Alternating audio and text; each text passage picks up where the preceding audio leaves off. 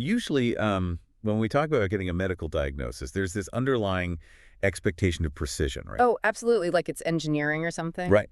Exactly. Like you fall off a bike, you break your arm, they take an x-ray, and that jagged white line is right there. Yeah, the doctor just points at the film and says, well, there it is. Yeah. It's comforting, honestly. We really crave that kind of binary reality. We do. A bone is broken or it's not. A tissue is infected or it's sterile. Right. We like our problems to be, variable, Yeah. categorized, and neatly isolated from the rest of our lives. But then, and this is where today's material gets wild, you step into the world of global ecosystems or ancient philosophical texts. Or the quantum field. And suddenly that x-ray machine just completely shatters. Right. You can't just isolate a broken bone anymore. You really can't. And today, the diagnostic landscape we are looking at isn't just murky.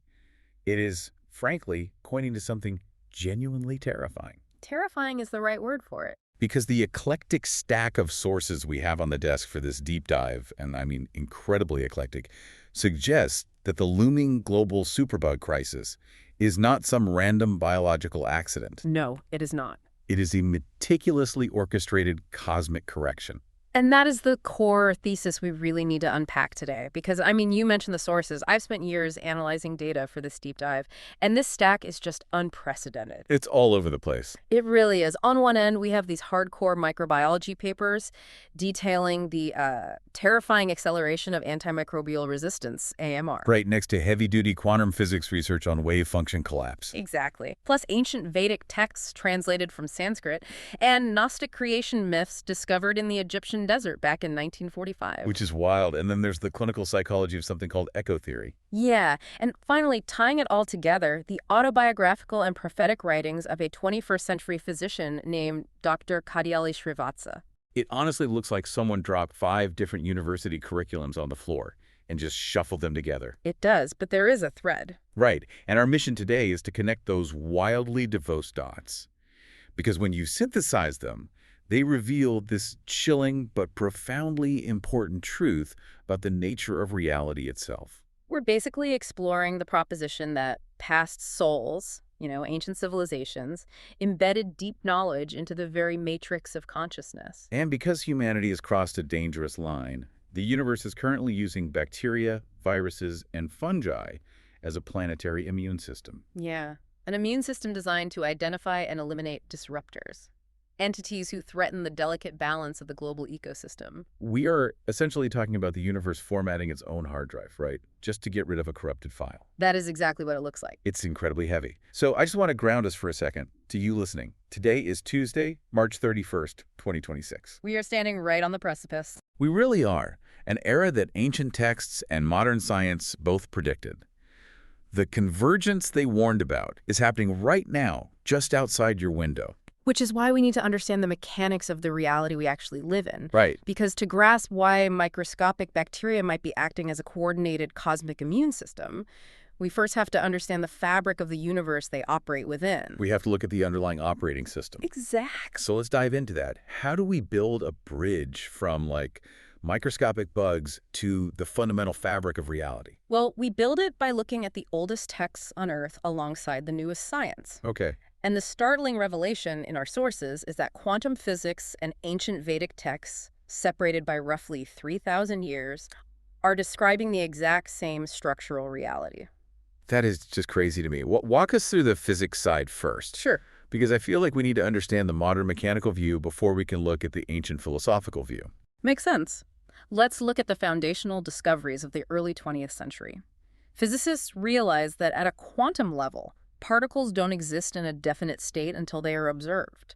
Right. An electron isn't just sitting in a specific location like a tiny solid billiard ball waiting for you to find it. No, it exists in a state of superposition. Like a cloud of probabilities. Exactly. It exists in all possible states, in all possible locations simultaneously. Right up until the moment of measurement. Yes. The classic double-slit experiment demonstrated this perfectly. When researchers fired individual electrons toward a barrier with 2 slits, the electrons created an interference pattern on the wall behind it. Which is a pattern that can only be created by a wave, right? Precisely. They were passing through both slits at the same time as a wave of pure potential. But the moment the researchers placed a detector at the slits to see which slit the electron was actually going through. Bam. The wave function collapsed. It just stopped acting like a wave of potential. Yeah, and started acting like a solid, localized particle going through only one slit. The act of observation, like the interaction of consciousness with the quantum system, literally forces reality to make a choice. The unified wave becomes a localized particle. The observer fundamentally changes what is observed. So consciousness is not just passively watching matter. No, consciousness is affecting matter. It always reminds me of how a massive open-world video game works. Oh, the rendering engine analogy. Yeah. Think about the rendering engine. The entire digital world. Every mountain, every forest, every NPC, it all exists on the disk as code. It's pure potential. Right, but to save processing power? Exactly. The game engine doesn't actually render the mountain into solid visible pixels until the player's camera looks in that direction. The world only becomes solid matter when it is actively being observed by the player. Yeah. That is an excellent framework for visualizing this. The universe is rendering itself based on the presence of the observer. Okay, so we hold that modern digital quantum concept in our minds. Right, and let's open the Upanishads, written around 800 to 500 BCE. And what do they say? The Vedic sages stated this exact same principle, just using the vocabulary of their time. It really is staggering when you read the side-by-side comparisons in the source stack. The Vedas called this unified wave of infinite potential Brahman. Brahman. Yes. It is the unified field, the all-encompassing reality before observation. It is the unrendered code of the universe. The illusion of separate individual objects, the localized particles, the definite forms, the rendered mountains we see around us, they called that Maya. Right, Maya. Now, Maya is often translated as illusion, which, I gotta be honest, always confused me. How so? Well, it makes it sound like nothing is real, like life is just fake. And that's a crucial mistranslation, or at least a deep misunderstanding of the text. Okay. The illusion of Maya isn't that reality doesn't exist. The illusion is the separation. The illusion is thinking that you are separate from the tree or the bacteria or the stars. So physics calls it wave function collapsed. And the Vedas call it Maya. They are describing the exact same phenomenon. Before observation, unity. After observation, the appearance of separation. Wow. The Yoga Sutras of Patanjali, which are also in our stack, they take this concept and just drill it down to a single, inescapable point. They do. They explicitly state that the seer, the seeing, and the seen are one. Which completely shatters our modern Western paradigm. Completely. You are not observing reality from the outside, peering in through a window. You are reality observing itself. Exactly. You are the universe looking back at itself. The Mandukya Upanishad really drives this home. What does it say? It says the observer and the object being observed are the same fundamental consciousness. They're merely vibrating at different frequencies. Which ties into the Hermetic texts included in the stack, too. Specifically, the principle of mentalism. Right, mentalism. It's this idea that the universe isn't a giant, unfeeling machine made of dead matter just grinding away blindly. It's actually a giant thought. The universe is mental. And if the universe is a giant thought, a unified field of consciousness, then it operates on a very specific set of underlying rules. The sources refer to these as the 12 universal laws, right? Yes, a cosmic operating system that governs how the thought manifests into reality. The one that stood out the most to me in the notes was the law of correspondence. As above, so below. It's the law of fractals. Because everything is entangled and operating on a single unified system, patterns must repeat as every scale of existence. So the macrocosm reflects the microcosm. Exactly. The structure of an atom with electrons orbiting a nucleus perfectly mirrors the structure of a solar system or a galaxy. And the systems of the Earth, like the rivers, the atmospheric currents, the mycelial networks in the forest floor, they mirror the biological systems of the human body. Our veins, our lungs, our neural pathways. It is the exact same code executing at different scales. Which brings us to the most critical implication of this unified system. Because everything is connected on this fundamental quantum Vedic level. Any disruption creates friction. Immense friction. You cannot isolate a problem. If you introduce chaos or arrogance into one part of the system, that chaotic frequency reverberates through the entire matrix. Okay, let me pause and synthesize this for the listener. Yeah. Because the implications here are massive. They really are. If you are not separate from reality, if the seer and the seen are one, then your internal state is directly impacting the external physical world. Right. You aren't just a passive witness to life happening to you. Your consciousness is the camera rendering the video game. You are the universe observing itself into form. And that profound interconnectedness forces us to ask a terrifying question. Which is? If the universe is a unified, conscious, beautifully balanced system, what happens when a piece of that system goes rogue? Oh, wow. What happens when a species forgets its connection to the whole, forgets that it is the whole, and tries to arrogantly hack the code to create its own separate reality? That pivot brings us to 1945, to the Egyptian desert. Yes, the Nag Hammadi Library. This is where the story gets incredibly dark. Yeah. But it also perfectly explains the psychological root of the crisis we are facing today. These were ancient texts, buried in clay jars beneath centuries of sand. Forbidden texts. Absolutely forbidden. They contain stories and teachings that were hunted down and nearly erased by the early Orthodox Church. And among them is something called the Gnostic Guide to Reality. Yes. I read through this section of the stack, and man, it completely turns the traditional Adam and Eve Garden of Eden story on its head. It's totally different. It reads like an ancient, cosmic sci-fi horror story. It is a radical departure from Orthodox theology. The Gnostic myth starts with the ultimate source, which they call the monad. It's a monad. Right. The monad is indescribable. It is that infinite potential, the Brahman, a perfect, harmonious fullness. Okay. And from this monad, concepts and powers emanate naturally and always in pairs, in perfect balance and harmony. Like a cosmic ecosystem. Exactly. One of these emanations is an entity, or an eon, named Sophia, which translates to wisdom. But Sophia makes a cosmic miscalculation, doesn't she? She does. Sophia, inspired by the profound greatness of the monad, feels this overwhelming urge to create. Which sounds good on paper.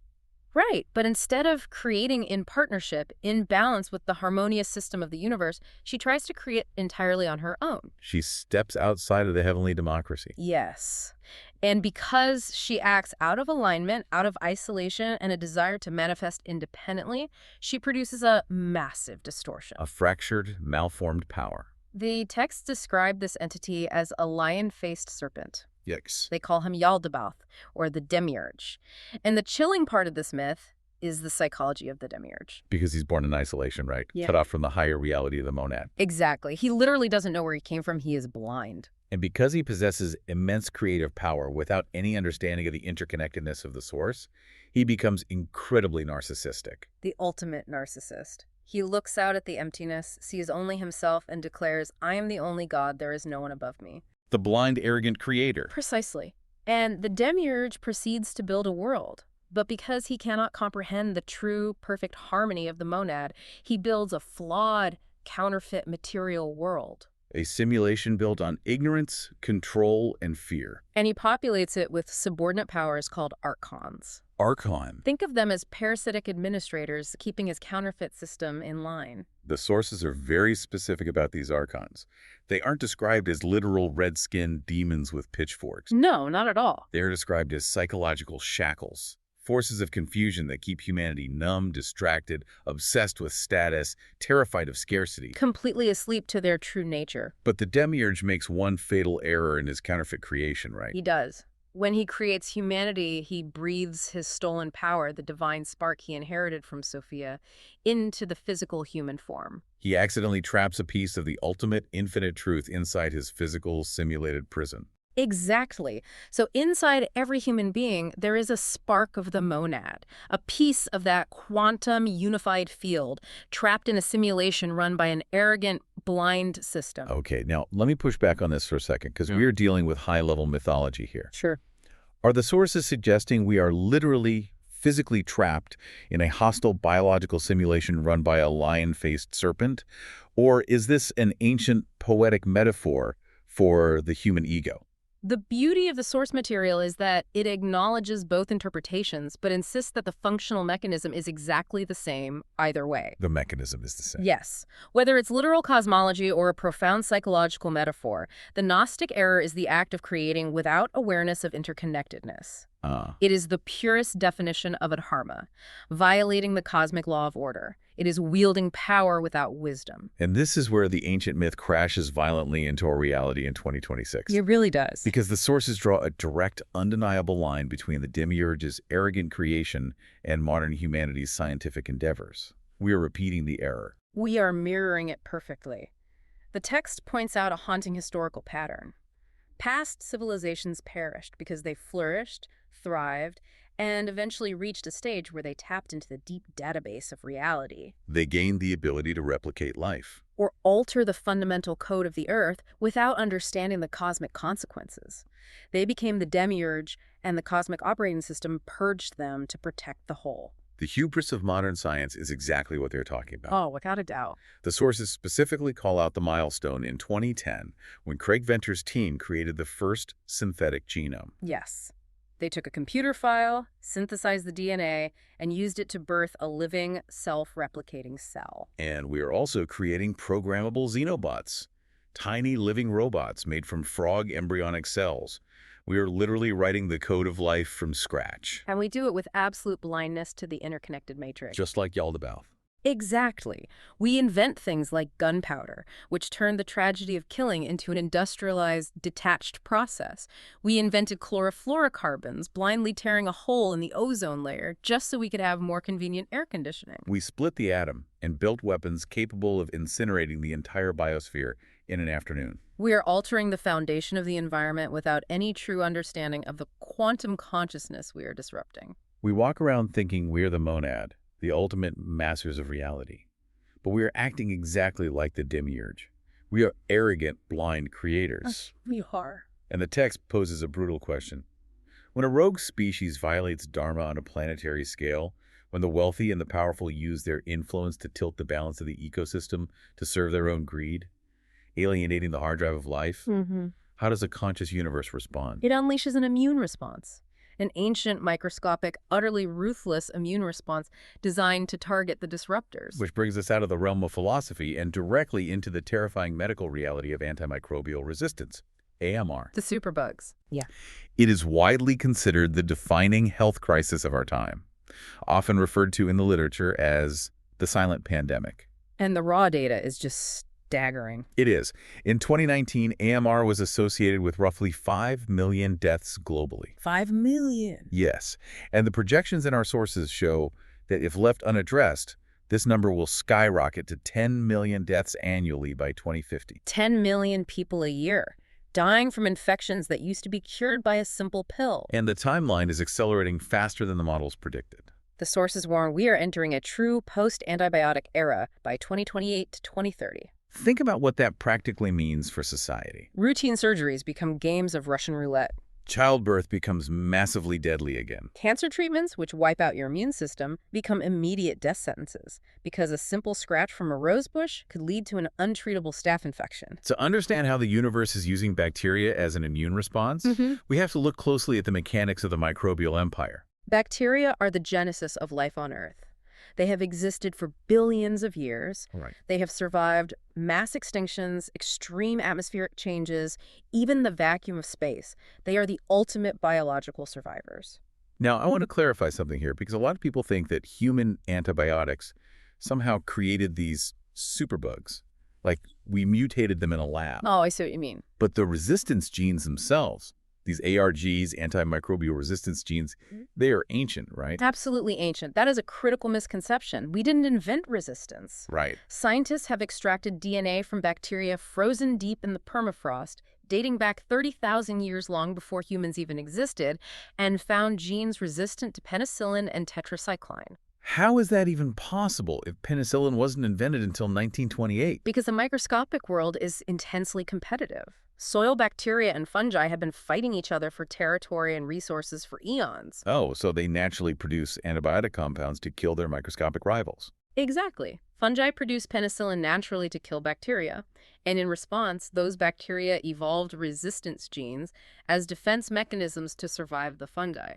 It's a billion-year-old arms race. Okay, so if the genes were always there, embedded in the code of the Earth, what did we do to trigger this apocalyptic crisis? We applied unprecedented, massive, blind evolutionary pressure. We acted like the demiurge again. We did. We discovered these miracle drugs, and instead of using them with reverence and caution, we used them like carpet bombs. We adopted a mindset of kill, conquer, and rule. And we know the audience listening understands the basics here. that saturating your body with antibiotics wipes out your natural microbiome. We know that taking antibiotics for a viral infection is useless. Yes, but what the sources focus on is the sheer scale of the evolutionary pressure we created. The human clinical misuse is bad, but it's only a fraction of the problem. Right? Only a fraction. The true adharma, the real arrogance, is in our agricultural and industrial systems. Factory farming. We pump thousands of tons of antibiotics into animal feed. We give them to perfectly healthy livestock just to make them grow a little faster and to prevent diseases that only happen because we force them to live in overcrowded, unsanitary factory farms. It is pure greed tilting the ecosystem. And all of that waste, the animal excreta loaded with unmetabolized antibiotics and resistant bacteria, washes directly into the soil, into the rivers, and out into the oceans. The sources heavily emphasize this one health concept. You cannot separate human health from animal health or environmental health. It is one interconnected web. And this is where the mechanics of the bacteria become truly terrifying. Yes. Because when they are assaulted by these chemical weapons, they don't just sit there and mutate slowly over thousands of generations. No, they actively, intelligently share information through a process called horizontal gene transfer. I need you to unpack horizontal gene transfer, because reading the mechanics of this blew my mind. It sounds like science fiction. It is remarkable biology. Imagine if you could learn to play the piano at a concert level just by shaking hands with a pianist. That would be amazing. Bacteria can do that with genetic code. They use mobile genetic elements to physically hand over the blueprints for antibiotic resistance to completely different species of bacteria. Walk us through the actual mechanisms. How are they doing this? There are a few ways. One is conjugation, which is essentially bacterial sex. Right. Two bacteria physically connect via a tube, and one passes a plasmid, a tiny circular ring of DNA containing the resistance code, directly to the other, even if they are completely different species. So a harmless gut bacterium can literally hand a shield against penicillin to a deadly pathogen. Exactly. Then there is transformation, where bacteria scavenge the environment and absorb the DNA of dead bacteria, incorporating the resistance genes into their own genome. Wow. And perhaps the most fascinating is transduction, which involves bacteriophages. Bacteriophages are viruses that specifically infect bacteria, right? They look like those creepy little lunar landers under an electron microscope. Yes, they do. A bacteriophage lands on a bacterium, acts like a biological syringe, and injects its DNA. Right. But sometimes when the virus replicates inside the bacteria, it accidentally packages up a piece of the bacterium's resistance gene. Oh, I see where this is going. When that virus bursts out and goes to infect a new bacterium, it injects the resistance gene along with it. The viruses are acting as unwitting couriers, delivering the survival code across the microbial world. They are crowdsourcing our destruction. Fungi, viruses, parasites, bacteria, they all picking up these resistance genes. It is a highly coordinated, rapidly evolving global intelligence. We treated nature like a vending machine. We arrogantly thought, put in a problem, get a pill, and now the machine is fighting back. And here is where the timeline in our source stack gets profoundly dark. The data points to a massive biological peak of AMR around the late 2020s and early 2030s. And what else is predicted for that exact same window? Geopolitical chaos, 2029 to 2032. The sources warn of a period of intense global conflict, fragmented wars, and societal breakdown. And historically, war is the ultimate incubator for infectious disease. Because war destroys the physical infrastructure of a society. It bombs the water treatment plants. It shatters the supply chains for medicine. You have millions of displaced people forced into crowded refugee camps with zero sanitation. It is the perfect breeding ground. The war creates the conditions for the superbug plague to explode. And the plague weakens humanity, rendering us completely unable to maintain order or fight the wars. It's an inescapable feedback loop. And when you synthesize this biological data with the Vedic and Gnostic texts we discussed earlier, a very specific, orchestrated narrative emerges. This crisis is not random bad luck. The rise of the superbugs is karma. Karma, cause and effect. But the sources are framing karma not as some mystical moral punishment delivered by a deity, but almost as a law of physics for complex systems. That is the exact framing. Humanity acted with adharma. We alienated the environment. We used our power, wealth, and technological influence to completely tilt the balance of the ecosystem to serve our own greed. Without a single thought for the other souls on this planet. We broke the law of correspondence. We crossed the line. The intentions of massive corporations, factory farms, and corrupt medical systems are completely out of tandem with the way the environment is designed to sustain plant, animal, and aquatic life. And when a system is pushed too far out of balance, the cosmic operating system steps in to correct it. The universe is using these microscopic entities, bacteria, fungi, viruses, to identify and eliminate the disruptors. It is a planetary immune response aimed directly at the entities threatening the host. We have become a cancer on the Earth, and the superbugs are the cosmic chemotherapy. The text literally uses the phrase alienating and erasing the hard drive. The universe contains the information needed to maintain life. If we tilt the balance so far that we threaten that core information, the system will format the drive to protect itself. Which forces us to ask perhaps the most important mechanical question of this entire deep dive. If the universe, or the matrix of consciousness, is actively targeting disruptors to erase them, how exactly does it identify who to target? Right. How do physical biological threats, like a microscopic staph infection interface with our invisible consciousness, to know who is a disruptor and who is in alignment? To understand the targeting mechanism, we have to look at the neurology of human perception, specifically the reticular activating system, or the RAS. Let's unpack this because the sources tie the RAS into something called echo theory. Yes. The fundamental premise of echo theory is that your current physical reality is not a reflection of your current thoughts, but an echo of your past thoughts. And it all hinges on the RAS. The RAS is a small, pencil-sized bundle of neurons located at the base of your brainstem. Functionally, it acts as the ultimate gatekeeper between raw, objective reality and your subjective conscious experience of reality. Exactly. I want to use a different analogy here than what the sources provide because I think it makes it clearer. The RAS isn't just a filter. It's like a personalized social media algorithm running in your brain. How do you mean? Think about an algorithm. The internet contains infinite data, but your feed only shows you the type of content you have historically engaged with. Right. If you constantly click on angry political posts, the algorithm feeds you more anger, and it actively hides the peaceful, positive content.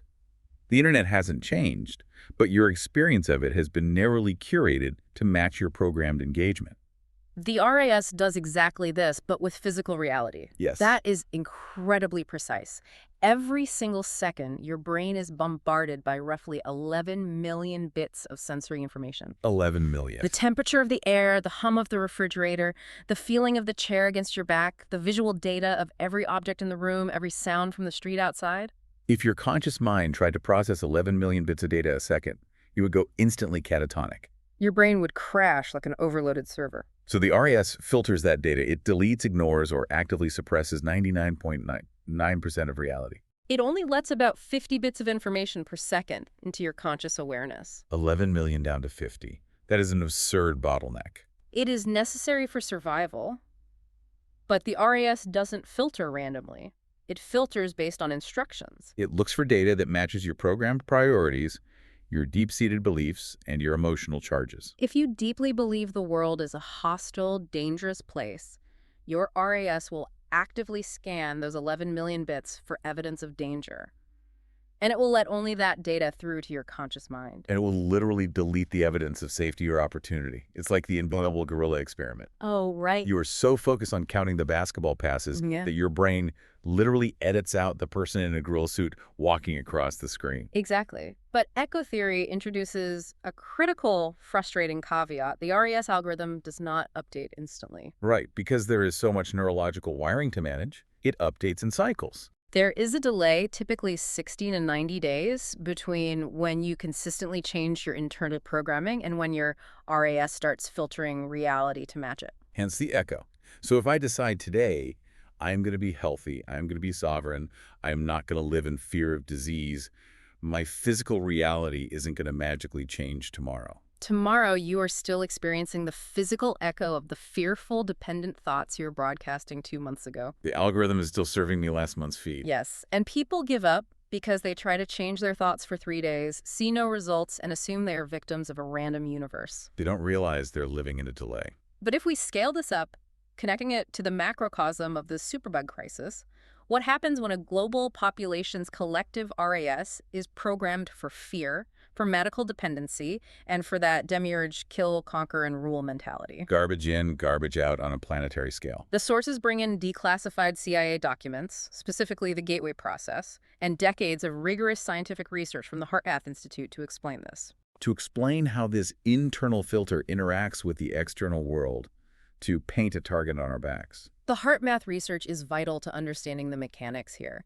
They have proven empirically that the human heart generates the strongest electromagnetic field in the body. Really? Stronger than the brain? It is roughly 100 times stronger electrically and up to 5,000 times stronger magnetically than the brain. Wow. And the coherence of your heart rhythm directly affects the structure of that field. So if my internal state is chaotic, fearful, stressed, if I'm living in a state of adarma, my heart rhythm is erratic. It's an incoherent, jagged wave. And I am physically broadcasting that chaotic electromagnetic frequency out into the space around me. And what the CIA Gateway documents suggest is that human consciousness interfaces directly with the universal hologram. The quantum matrix. The Brahman we discussed at the very beginning. Your broadcast frequency biases the collapse of the quantum wave function. Let me make sure I'm totally synthesizing this. So if I'm walking around in a state of deep fear and dependency, outsourcing my health to a broken, corrupt medical system, Refusing to take responsibility for your own biology. trying to arrogantly control nature, I am literally programming my RAS to only perceive chaos, and they am simultaneously broadcasting an incoherent electromagnetic signal that invites chaos into my physical reality. That is the targeting mechanism. Oh my God. The superbugs, the AMR crisis, they are the biological manifestation of our collective adharmic approach to reality. The universe acts as an unjudging mirror. The sources point out that artificial intelligence functions the exact same way. It has no intent or morality of its own. It is a pure mirror of human input. If we feed an AI a frantic, fearful, chaotic prompt, it builds a beautiful, persuasive, chaotic output. And nature is the ultimate AI. We broadcast a desire to dominate, to eradicate, to use antibiotics to violently annihilate the microbial world. We sent a signal of war into the hologram. And the microbial world, reflecting that intent, evolved to war back. They are targeting the disruptors because the disruptors are broadcasting the frequency of disruption. The collective human RAS is tuned to the frequency of fear. It actively filters out solutions, it filters out personal agency, and it locks us into a cycle of medical dependency that the superbugs are now exploiting with lethal algorithmic precision. It is deeply unsettling to realize that our own broadcast is calling in the strike. It is. But the flip side of that coin is empowering. It means the control is actually in our hands. If we change the broadcast, we change the mirror. Which brings us to the antidote presented in the sources. The Kalki Protocol, Dr. Srivatsa, and the restoration of Dharma. We are facing an existential cosmic threat of our own making. But the universe, in its relentless pursuit of balance, always provides an antidote. A way to realign with Dharma before the hard drive is completely formatted. And the sources point to a very specific, fascinating individual who seems uniquely designed to deliver this antidote. We need to introduce Dr. Kadiyali Srivatsa. Now, the text actually compares him to Charaka, the legendary ancient Indian physician who codified Ayurveda thousands of years ago. But Dr. Srivatsa is operating right now in the 21st century. To understand Dr. Srivatsa's role in this narrative, we have to look at his lineage because it ties perfectly into the cosmic mandate of protecting the ecosystem. He belongs to the Kadiyali Upadhyaya Brahmin family. Yes, a lineage with a 600-year documented history. An ancient lineage of scholars, seers, and priests, historically connected to the Uluru Kartikeya temple in Karnataka, India. Now, why is that specific temple and that specific deity so important to this story about antibiotic-resistant superbugs? Because Kartikeya, also known as Murugan, is the Hindu deity of war and healing. He is specifically known as the slayer of demons, the protector of the cosmic order. Furthermore, the family has deep connections to Naga Devata temples. Serpent deities. Serpent deities that represent ancient medicinal wisdom and the antidote to poisons. So you have a modern medical doctor fighting the demons of antibiotic-resistant bacteria, battling the poison of modern medical hubris, whose ancestral mandate is literally to heal through a kind of holy warfare. It's incredibly poetic. It goes beyond poetry into deep esoteric claims. The autobiographical texts reference something called the Srivatsa mark. In Hindu tradition, as mentioned in the Vishnu Sahasranama, Srivatsa is a specific ancient energy node or mark on the chest. It is described as the place where Lakshmi resides. And we aren't talking about Lakshmi merely as the goddess of financial wealth, right? We need to clarify that for the listener. No, in this context, it represents the wealth of absolute knowledge, the knowledge of all the Vedas and Puranas. The Srivatsa mark is said to contain the 6 cosmic powers: knowledge, energy, prosperity, sovereignty, glory, and detachment. Now, I have to act as the skeptic here for a moment, because the autobiographical texts make some staggering, almost messianic claims. They do. In the source, he writes, and I'm quoting directly here, as mentioned in Vishnu Sahasranama, Srivatsa, who has the knowledge of all the Vedas and Puranas, because this is the place where Lakshmi resides, the wealth of knowledge resides. Yeah. And then he says, my name is Srivatsa, and I do not think, act, or behave like a normal human. My thinking and the things I do are aligned with me, because I see what others cannot see, so I need to understand how Srivatsa has the knowledge and power to break matter. Right. And he continues, for years I have told humans not to inflict harm on bacteria, insects, and life on Earth, but I failed. And so now the situation is difficult to reverse. I feel the universe is bringing an end by eliminating the humans who are disruptors, threatening life on Earth. It is a profound statement. How do we analyze that objectively without just taking it as absolute fact? I mean, he claims to have the knowledge and power to break matter. We analyze it by looking at the results and viewing it through the lens of the quantum physics we established earlier. Yeah. When he says he can break matter, he is not claiming to be a wizard shooting lightning bolts. He is stating that he understands that matter is just condensed energy, a projection of consciousness. Oh, I see. If you deeply understand the code, the Dharma, you understand how to deconstruct and reprogram the systems that govern matter. He possesses the wealth of knowledge to see the underlying architecture of the crisis. And his track record of seeing the architecture is terrifyingly accurate. It is. The sources show that for decades, since 1989, as a pediatric and intensive care doctor in the UK, he was frantically sounding the alarm about MRSA and superbugs. 35 years before the mainstream medical establishment fully woke up to the existential threat. He published papers in the early 90s identifying that routine, hubristic medical procedures, like multiple endotracheal intubations and intravenous cannulation, were acting as massive vectors for spreading emerging treatment-resistant infections in hospitals. He saw the demiurge at work. He saw the medical system using brute force, violating the balance of the microscopic ecosystem. For years, he told humans to stop inflicting harm on bacteria, insects, and life on Earth. He tried to warn us.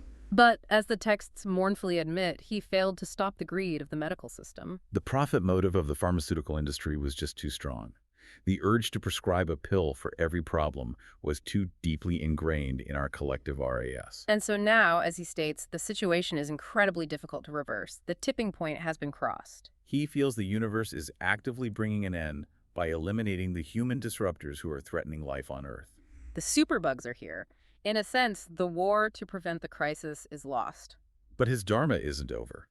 Because the deity Kartikeya doesn't just watch the demons win, he throws a divine spear called a vel. And Dr. Srivatsa's vel isn't a magical weapon, it's a technological one. He created the Dr. Maya ecosystem. This is where the ancient wisdom perfectly integrates with 21st century technology. Dr. Maya is a revolutionary healthcare paradigm, an AI system, designed specifically for survival in the post-antibiotic era. Let's get really granular on how this actually works, because we can't just philosophize the superbugs away. How does Dr. Maya practically function for a patient? Dr. Maya uses a simple, color-coded, intuitive symptom analysis interface. Imagine a patient in a rural village or even a crowded city. Instead of trying to navigate a complex, rigid medical hierarchy that treats them like a statistic, they interact with the app. It bypasses language barriers and complex medical jargon.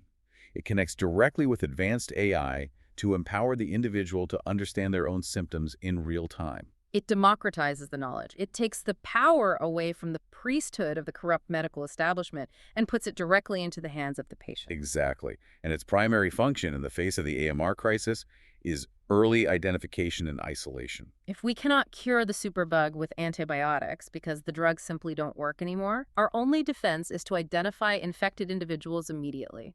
The app analyzes the symptoms and flags an infection within 48 to 72 hours.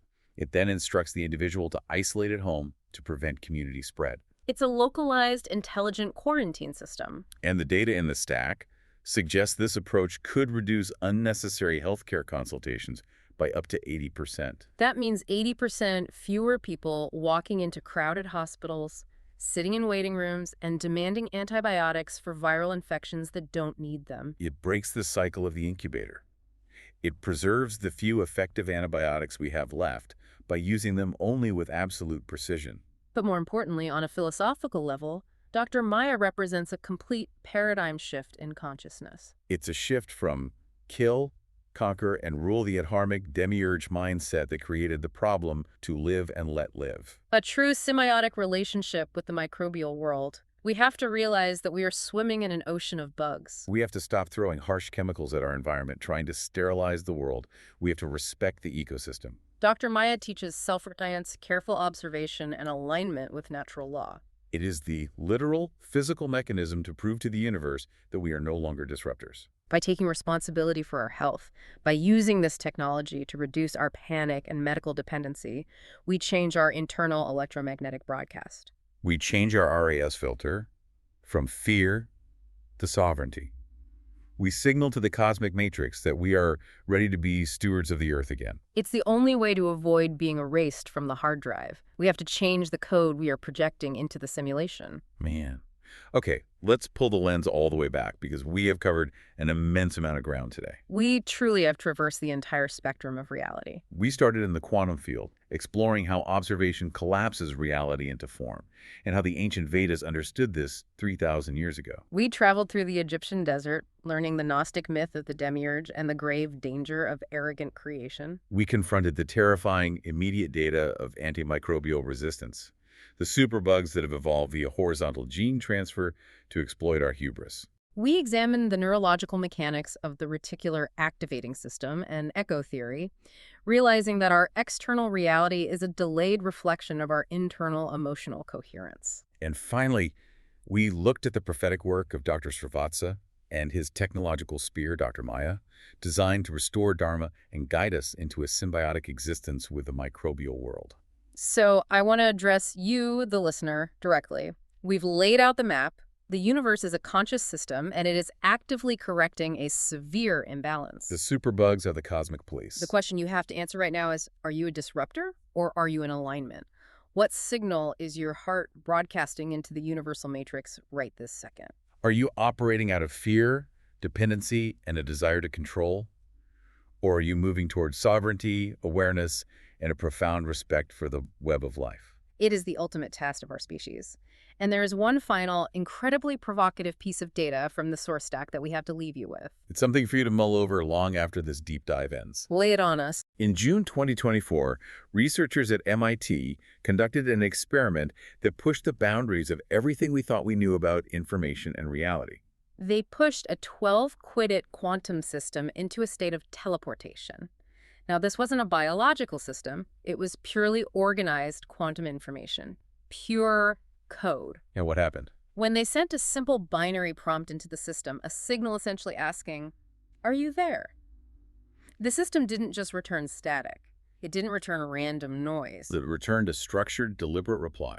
Phase inverted. A response. They called it resonance X. A completely non-biological quantum system exhibiting a flicker of responsiveness. Yes. And it raises the most profound question of all. If consciousness isn't limited to the wet meat of our brains, If it emerges from complex integrated information in the quantum field itself, what happens when we die? are we just temporary arrangements of atoms that dissolve into nothing? Or are we patterns of information? Our karma, our dharma, our exact frequency, our specific electromagnetic signature, is all of it imprinted permanently into a universe that never ever forgets. If the universe is a giant hard drive, your code doesn't just disappear. It ripples out forever. Are you the player, or are you just a character in this grand simulation? It's a choice you have to make. Keep questioning, keep aligning, and we'll see you next time.